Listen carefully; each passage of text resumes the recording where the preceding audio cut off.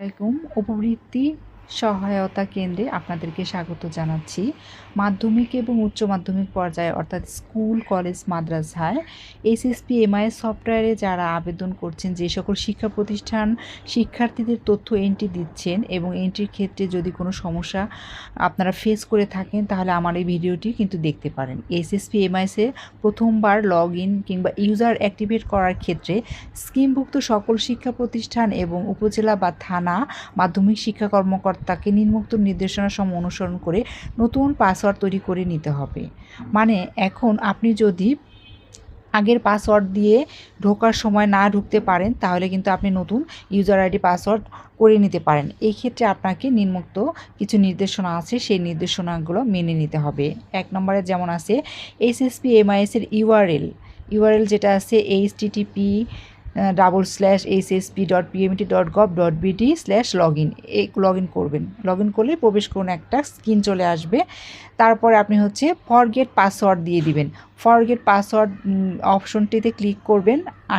স্ক্রিনের forget password অপশনে click করার পরে তারপরে আপনার আরেকটা স্ক্রিন আসবে, সেটা হচ্ছে ইআইএন নম্বর বা ইউজার নেম লিখুনের একটা জায়গা থাকবে। তো ওখানে আপনি ইউজার নেম বা ইআইএন নাম্বার লিখবেন। তারপরে আপনার ওটিপি পাঠান নামে একটি বাটন থাকবে ওই স্ক্রিনে, তো আপনি সেখানে ক্লিক করে দিবেন। ক্লিক করলে ইউজার বা এর মোবাইল বা প্রতিষ্ঠান প্রধানের যে মোবাইল নম্বরটি এসএসপি এমআইএস সফটওয়্যারে বিদ্যমান রয়েছে, অর্থাৎ আপনি যখন আপনার ইউজার নেম ক্রিয়েট করেছেন, ওই ক্রিয়েট করার সময় একটি মোবাইল নম্বর ব্যবহার করা হয়েছে, তো ওই মোবাইল নম্বরে কিন্তু ওটিপিটা চলে যাবে, স্বয়ংক্রিয়ভাবে একটি ওটিপি যাবে।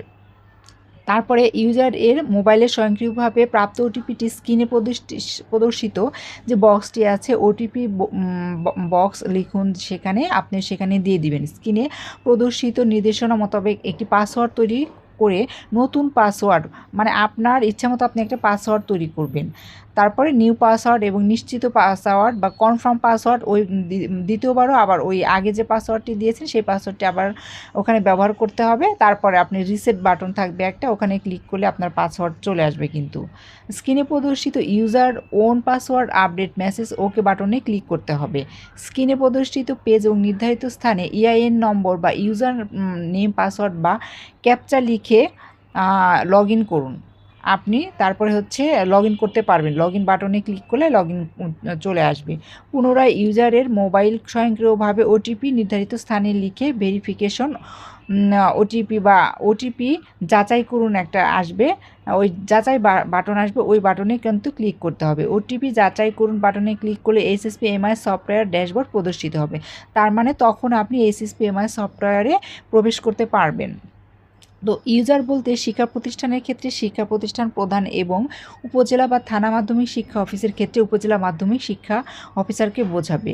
তো এইখানে আছে কিভাবে আপনি নির্দেশনা, মানে আপনি এসএসপি এমআইএস সফটওয়্যারে প্রবেশ করবেন। যারা এখনও প্রবেশ করতে পারছেন না, মানে আপনারা শিক্ষা প্রতিষ্ঠানের শিক্ষার্থীদের তথ্য এন্ট্রি করতে পারছেন না, তারা কিন্তু এইভাবে ইউজার নেম ক্রিয়েট করে পাসওয়ার্ড নতুন তৈরি করে কিন্তু আপনারা আপনাদের তথ্য এন্ট্রি করতে পারেন। এবং এ সম্পর্কিত আরও বিস্তারিত জানতে হলে আমার কমেন্টস বক্সে অবশ্যই কমেন্টস করবেন। এবং এই গুরুত্বপূর্ণ ভিডিওটি যদি আপনার কাজে এসে থাকে, অবশ্যই লাইক কমেন্টস শেয়ার করে আমার পাশে থাকবেন এবং অবশ্যই আমার চ্যানেলটি সাবস্ক্রাইব করবেন। আরও সুন্দর সুন্দর এবং প্রয়োজনীয় ভিডিও নিয়ে আমি আপনাদের সামনে আসবো। আল্লাহ হাফেজ।